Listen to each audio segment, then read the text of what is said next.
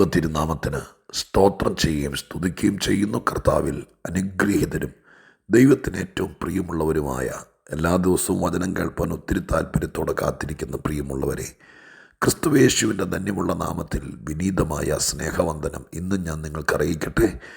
സന്തോഷത്തോടെ ഇന്നത്തെ ദൈവാലോചനയ്ക്ക് ആധാരമായിരിക്കുന്ന ദൈവവചനത്തിലേക്ക് നിങ്ങളുടെ ശ്രദ്ധയെ സാദരം ക്ഷണിക്കുകയാണ്. പ്രതീക്ഷയോടെ കർത്തൃസന്നിധിയിലായിരിക്കുന്ന എല്ലാ ദൈവമക്കളും ഉണർന്നിരിക്കുന്ന മനസ്സോടെ ദൈവത്തിൻ്റെ വചനം കേട്ട് തൃപ്തരായി, ഏതെങ്കിലും വിധത്തിൽ നമ്മുടെ മനസ്സ് തകർന്നിരിക്കുന്നെങ്കിൽ, നമ്മുടെ മുന്നേറ്റം മങ്ങിയിരിക്കുന്നെങ്കിൽ ഈ വചനങ്ങളാൽ നിങ്ങൾ പ്രകാശിക്കട്ടെ, അതീവ ധൈര്യമുള്ളവരാകട്ടെ എന്നുകൂടി പ്രാർത്ഥിച്ചുകൊണ്ട് ദൈവാദി ദൈവത്തിന് നന്ദിയും സ്തുതിയും സ്തോത്രവും കരയറ്റിക്കൊണ്ട് ഇന്ന് നമുക്കൊരുമിച്ച് ചിന്തിപ്പാൻ പരിശുദ്ധാത്മാവിൻ്റെ ഹൃദയത്തിൽ തന്നിരിക്കുന്ന പ്രേരണ അപ്പോസ്തല പ്രവൃത്തി 18-ാം അധ്യായത്തിൻ്റെ 23-ാം വാക്യത്തിലെ ഒരു കൊച്ചു വാക്കിൽ നിന്നാണ്. ഞാൻ ആ വാക്യം നിങ്ങളെ വായിച്ച് കേൾപ്പിക്കാം. അപ്പോസ്തല പ്രവൃത്തി 18-ാം അധ്യായം 23-ാമത്തെ വാക്യം. അവിടെ കുറേ നാൾ താമസിച്ച ശേഷം പുറപ്പെട്ട് ക്രമത്താലെ ഗലാത്യ ദേശത്തിലും ഫ്രിഗ്യയിലും സഞ്ചരിച്ച് ശിഷ്യന്മാരെയൊക്കെയും ഉറപ്പിച്ചു. പൗലോസ് ഒരു മിഷണറി ആയിരുന്നല്ലോ. ഒരു ഇടയ ശുശ്രൂഷ ചെയ്യുന്ന ആളെപ്പോലെ 2-3 കൊല്ലം ഒരു സ്ഥലത്ത് താമസിച്ച് ആ സഭയെ ശുശ്രൂഷിച്ച് പോരുന്ന ഒരു വിളിയും സ്വഭാവപ്രകൃതക്കാരനുമല്ലായിരുന്നല്ലോ. യാത്ര, നിരന്തര യാത്ര, മിഷണറി യാത്ര, പട്ടണങ്ങളിൽ നിന്ന് പട്ടണങ്ങളിലേക്ക് കടലിൽ ഇതുപോലെ യാത്ര ചെയ്ത ആ കാലഘട്ടത്തിലെ ഒരു യാത്രികൻ തന്നെ ഉണ്ടായിരുന്നോ എന്ന് നാം സംശയിക്കുന്നു. കർത്താവിന് വേണ്ടി അതുപോലെ വീട്ടിലിരിക്കാതെ, റെസ്റ്റ് എടുക്കാതെ യാത്രകളെ സ്നേഹിച്ച, യേശുക്രിസ്തുവിന് വേണ്ടി ഒരുപാട് ദീർഘദൂരം കടലും കരയും താണ്ടിയ ദീർഘദർശിയായ കർത്തൃദാസനായിരുന്നല്ലോ അപ്പോസ്തലൻ. വെറുതെ ഒരു ടൂറടിച്ച് യാത്ര പോകുകയല്ല. കർത്താവിൻ്റെ പേരിലും മിഷണറി യാത്രയുടെ പേരിലും മിഷൻ പ്രവർത്തനത്തിൻ്റെ പേരിലും ജസ്റ്റ് ഒരു ടൂറ് പോകുന്ന മൂഡിൽ പോകുന്നവർ കണ്ടേക്കാം. പക്ഷേ പൗലോസ് ആത്മഭാരത്തോടെ ഓരോ യാത്രയ്ക്കും ഓരോ ലക്ഷ്യമായിരുന്നു. പരിശുദ്ധാത്മാവാണ് അതിന് ഒത്തിരി സഹായിച്ചത്. ദൈവാത്മാവുമായിട്ട് ഒത്തിരി അടുത്ത് നിൽക്കുവാണെങ്കിൽ കർത്താവ് നമ്മളെ വേണ്ടും വണ്ണം ഗൈഡ് ചെയ്യും. നമ്മുടെ യാത്രകൾ, നമ്മുടെ തീരുമാനങ്ങൾ, നമ്മുടെ പ്രവർത്തനങ്ങൾ, നാം ചെയ്യുന്ന കാര്യങ്ങൾ, ഇതെല്ലാം കൃത്യമായി ദൈവാത്മാവ് നമുക്ക് വേണ്ടി നിവർത്തിച്ചു തരും. അതിന് എത്രയോ തെളിവുകൾ 16-ാം അധ്യായത്തിൽ പരിശുദ്ധാത്മാവ് പോകാനിരുന്ന സ്ഥലത്തേക്ക് പോകാതെ വിലക്കുകയും മറ്റൊരു സ്ഥലത്തേക്ക് പോകാനുള്ള ഗൈഡൻസ് കൊടുക്കുകയും ചെയ്തതൊക്കെ ദൈവാത്മാവിൻ്റെ ദിവ്യമായ നടത്തിപ്പിന് എത്രയോ തെളിവാണ്. അങ്ങനെ പൗലോസ് യാത്ര ചെയ്യുകയാണ്. തൻ്റെ യാത്രയുടെ ഒരു പ്രത്യേക ഘട്ടത്തിൽ അദ്ദേഹത്തിൻ്റെ മനസ്സിനകത്ത് പ്രേരണ തോന്നുന്നു. താൻ ആദ്യം പ്രവർത്തിച്ച സ്ഥലങ്ങൾ ഒരിക്കൽ കൂടി സന്ദർശിക്കുക. ആ സന്ദർശിച്ച് വിശ്വാസത്തിലേക്ക് വന്ന പുതിയ വിശ്വാസികൾ, അവരുടെ വിശ്വാസം എങ്ങനെയായിരിക്കുന്നു, അവർ കർത്താവുമായിട്ടുള്ള ബന്ധം, സഭാജീവിതം, ഇതൊക്കെ കണ്ട് ഇനി എന്തെങ്കിലും കാര്യങ്ങൾ പോരായ്മയായിട്ടുണ്ടെങ്കിൽ അതോടെ പറഞ്ഞു കൊടുത്ത് അവരെ നിലനിർത്തുക എന്നുള്ള ഉദ്ദേശത്തോടെ ദൈവാത്മ പ്രേരിതനായിട്ട് യാത്ര ചെയ്യുകയാണ്. ആ പാരഗ്രാഫ് മുഴുവൻ, അഥവാ 18 മുതൽ നോക്കിയാൽ ഒത്തിരി പട്ടണങ്ങൾ അദ്ദേഹം താണ്ടി. ഇവിടെ ഗലാത്യ ഫ്രിഗ്യ ദേശത്ത് സഞ്ചരിച്ച് അവിടെ എഴുതിയിരിക്കുന്നൊരു വാക്കിങ്ങനെയാണ്: ശിഷ്യന്മാരെ ഉറപ്പിച്ചു. കൊച്ചു വാക്കാണ്, ഉറപ്പിച്ചു. പക്ഷേ അസാധാരണമായിരിക്കുന്ന, ആവശ്യമുള്ള ആത്മീയത നിലനിർത്താൻ പറ്റുന്ന, നമ്മെ തന്നെ മോൾഡ് ചെയ്യുന്നൊരു വാക്കാണത്, ഉറപ്പിച്ചു. എല്ലാവരെ കൊണ്ടും പറ്റുന്നൊരു കാര്യമല്ല കേട്ടോ. ഓരോരുത്തരുടെ കയ്യിലിരിപ്പ് ഓരോ രീതിയിലാണ്. ഒരു കർത്തൃദാസന് അല്ലെങ്കിൽ ഒരു മനുഷ്യന് മറ്റുള്ളവരിൽ ദൈവാത്മാവിൽ എത്രത്തോളം സ്വാധീനം, ആ വാക്ക് ഞാൻ പറയുമ്പോൾ നിങ്ങളൊന്ന് ശ്രദ്ധേയമായിട്ട് മനസ്സിലാക്കണം. നമ്മളെ ദൈവം ഉപയോഗിക്കുന്ന ആളുകൾ, അവരെ പ്രത്യേകം ദൈവസന്നിധിയിൽ കുറിക്കൊള്ളണം. വെറുതെ ഒരുപാട് ആളുകൾ ലോകത്തിൽ കണ്ടേക്കാം, ഇൻസ്പിറേഷൻ നൽകുന്നവർ, അതുപോലെ നമ്മളെ ഓരോ കാര്യത്തിൽ, അതൊക്കെ നല്ല കാര്യം, അവരെ കൊണ്ട് ചെയ്യാൻ പറ്റുന്നതൊക്കെ ചെയ്യുന്നുണ്ട്. പക്ഷേ ഈ പൗലോസിൽ നിക്ഷിപ്തമായിരിക്കുന്ന അസാധാരണ കഴിവുകൾ ഞാൻ വളരെ ശ്രദ്ധിച്ചിട്ടുണ്ട്. അദ്ദേഹത്തിന് ഏത് വിധ ആളുകളുടെ മേലും ദൈവാത്മാവിനാൽ ദൈവം കൊടുത്തിരിക്കുന്ന സ്വാധീനം, ശുശ്രൂഷാ തലത്തിലെ സ്വാധീനം, അയ്യോ അപാരമാണ്. ഇവിടെ ഈ വാക്ക് കണ്ടോ, ശിഷ്യന്മാരെ ഉറപ്പിച്ചു പോന്നു. പലർക്കും പല രീതിയിലാണ്. ചിലരോട് സംസാരിച്ച് കഴിയുമ്പോൾ നമ്മൾ ആകെപ്പാടെ ഈ ബൈബിളിൽ തന്നെ എഴുതിയിരിക്കുന്ന ചില വാക്കുകൾ ഞാൻ ശ്രദ്ധിച്ചിട്ടുണ്ട്.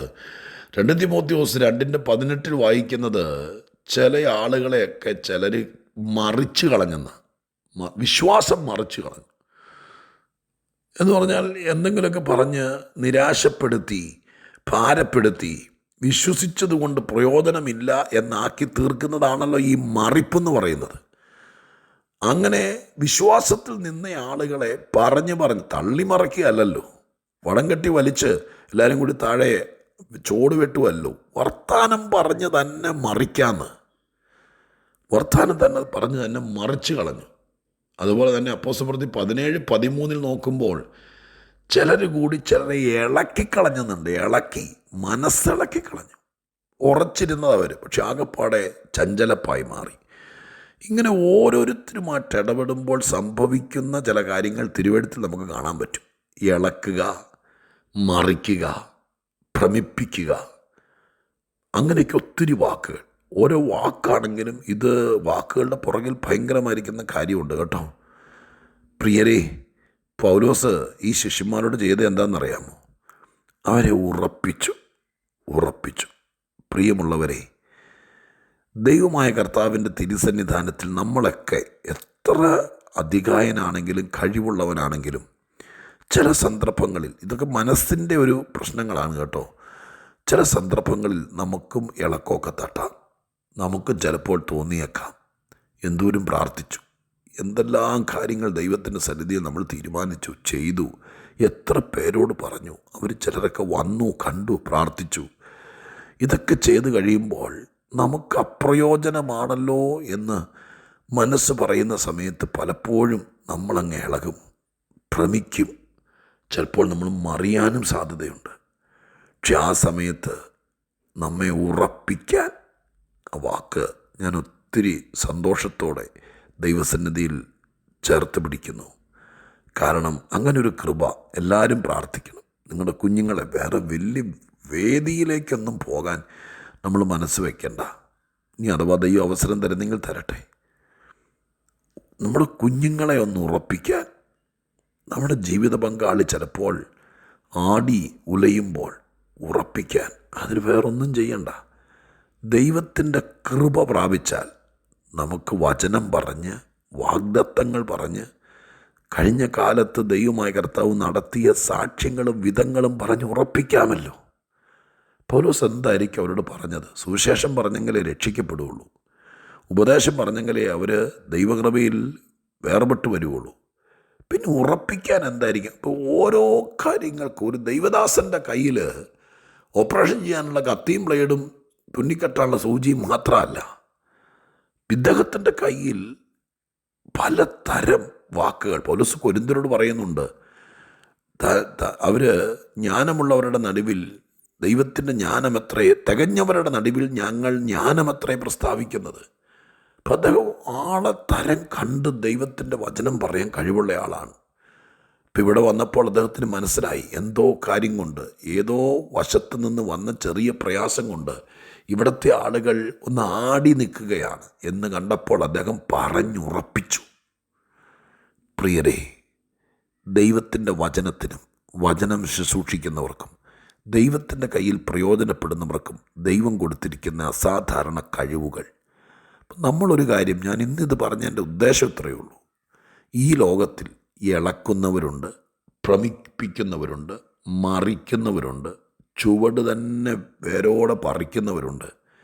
പക്ഷേ ഇതിനിടയിൽ ഉറപ്പിക്കുന്നവരുണ്ട് കേട്ടോ.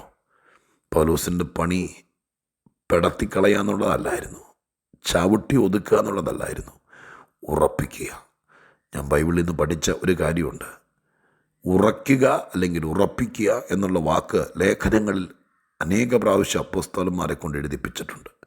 അതിനോട് ബന്ധപ്പെട്ട്, ഉറപ്പിനോട് ബന്ധപ്പെട്ട് എഴുതിയിരിക്കുന്നത് ഭയങ്കരമായി പരിശുദ്ധാത്മ സഹായത്തെക്കുറിച്ചാണ്. നിങ്ങളോടുകൂടെ ക്രിസ്തുവിൽ ഉറപ്പിക്കുന്നതും നിങ്ങളെ അഭിഷേകം ചെയ്തതും ദൈവമല്ലോ. സത്യദൈവത്തിൽ വിശ്വസിക്കുന്നവർ ഉറച്ചു നിന്ന് വീര്യം പ്രവർത്തിക്കും. അപ്പോൾ ഈ ഉറപ്പ് എന്നുള്ള വാക്ക് വരുന്നിടത്തെല്ലാം ഞാൻ കണ്ടിരിക്കുന്നത് എന്താണെന്നറിയാമോ? അവരെ ദൈവം, ഉറച്ചവരെ ദൈവം അങ്ങ് ഉപയോഗിക്കും. ഉറച്ചവരെ ദൈവം അങ്ങ് സഹായിക്കും. ഉറച്ചവരുടെ മേൽ ദൈവാത്മാവിനെ അയക്കും. ഉറച്ചവർക്ക് അഭിഷേകം കൊടുക്കും. അപ്പം നമ്മളൊരു പരുവത്തിനെന്നും ഈ പ്രാർത്ഥനയും കൂട്ടായ്മയും ദൈവത്തെ വിശ്വാസവും സ്വോത്രാഴ്ച കൊടുക്കലൊക്കെ ഉണ്ടെങ്കിലും എല്ലാ കാലത്തും നമ്മളിങ്ങനെ പല്ലാടി നിൽക്കുന്നത് പോലെ ആടി നിൽക്കുവാണെങ്കിൽ എന്തെങ്കിലും ചവയ്ക്കാൻ പറ്റുമോ? എന്നും ഇങ്ങനെ ആകണമെന്ന് ആഗ്രഹിക്കുന്ന ഏതോ ശക്തി പുറകിലുണ്ട്, ദുഷ്ടാത്മവ്യാപാരം. പക്ഷെ അതിനെതിരെ കർത്താവിൻ്റെ വചനം കൊണ്ടും ദൈവത്തിൻ്റെ സ്നേഹം കൊണ്ടും നിങ്ങളെ ഉറപ്പിക്കാൻ സ്വർഗം ആരും പറയാതെ ദൈവം പറഞ്ഞിട്ട് അടുക്കൽ വരുന്ന ദൈവദാസന്മാർ കാണും. പ്രാർത്ഥിക്കുക. നിങ്ങൾക്ക് ഒന്ന് ഉറയ്ക്കണമെന്ന് ആഗ്രഹമുണ്ടോ? നിങ്ങളുടെ കുഞ്ഞിനെ ഒന്ന് ഉറപ്പിക്കണമെന്ന് ആഗ്രഹമുണ്ടോ? നിങ്ങളുടെ ചർച്ചിൽ ആരെങ്കിലും, നിങ്ങൾക്ക് ഏറ്റവും അടുത്തൊരു സുഹൃത്തിനെ, ഒരു കർത്തൃദാസനെ, നിങ്ങൾ ആ ദൈവത്തോട് കൃപ ചോദിക്കും. ദൈവമേ, ചുമ്മാ അതും ഇതും പറഞ്ഞ് ഇളക്കാതെ. നിങ്ങൾ ഉപദേശിമാരോട് തന്നെ പലപ്പോൾ വെറുതെ പറഞ്ഞ് ഇളക്കാൻ എളുപ്പമാണ്, പക്ഷെ ഉറപ്പിക്കാൻ ഭയങ്കര പാടാണ്. നമുക്ക് ഉറപ്പിക്കാം, ഉറപ്പിക്കുന്നവരാകാം. ഞാൻ നിങ്ങളെ ഈ സന്ദേശങ്ങളിൽ കൂടെയൊക്കെ മാക്സിമം ശ്രമിച്ചിട്ടുള്ളത് ഭ്രമിപ്പിക്കാനല്ല, ഇളക്കാനല്ല, ഉറപ്പിക്കാനാണ്. ഉറയ്ക്ക്, ദൈവത്തിൽ ഉറയ്ക്ക്, വിശ്വാസത്തിൽ ഉറയ്ക്ക്, ഉപദേശത്തിൽ ഉറയ്ക്ക്, ദൈവകൃപയിൽ ഉറയ്ക്ക്, ക്രിസ്തുവിൽ ഉറയ്ക്ക്, കൂട്ടായ്മയിൽ ഉറയ്ക്ക്. അത് കഴിയുമ്പോൾ കർത്താവ് നിങ്ങളുടെ മേൽ ആത്മപകർച്ച അയച്ച് ദൈവം തൻ്റെ മഹത്വം വെളിപ്പെടുത്തും. ഉറയ്ക്കാതിരിക്കല്ലേ, ഉറയ്ക്ക്. ഇല്ലെങ്കിൽ ഉറപ്പിക്കുന്നവരെ നിങ്ങൾ കണ്ടുപിടിച്ച് അവരുമായി സമ്പർക്കം പുലർത്ത്. നിങ്ങൾ ഉറയ്ക്കട്ടെ, നിങ്ങൾ ഉന്നതരാകട്ടെ, ഉന്മേഷത്തോടെ ദൈവത്തിന് വേണ്ടി നിൽപ്പാനിടയാകട്ടെ. ഉറയ്ക്കുക, ദൈവം ചിലത് ചെയ്യും. ഈ ഡിസംബറിൽ നിങ്ങൾ ഇളകരുത്, ഉറയ്ക്ക്. അടുത്ത ആണ്ടിലേക്ക് ദൈവം നിങ്ങൾക്ക് വേണ്ടി വൻ കാര്യം ചെയ്യട്ടെ. ഉറപ്പിക്കാൻ ഞാൻ വീണ്ടും ശ്രമിക്കാം, പൗലോസിനെ പോലെ. ഇപ്പോൾ പ്രാർത്ഥിക്കാം. പരിശുദ്ധ ദൈവമേ, ഞങ്ങളുടെ സ്വർഗീയ പിതാവേ, ദൈവകൃപയിൽ വന്നിട്ട് സംശയം കൊണ്ടും അവിശ്വാസം കൊണ്ടും ആടി നിൽക്കുന്ന ആരെങ്കിലും ഉണ്ടെങ്കിൽ ദൈവം അവരിൽ പ്രവൃത്തി ആരംഭിക്കില്ല.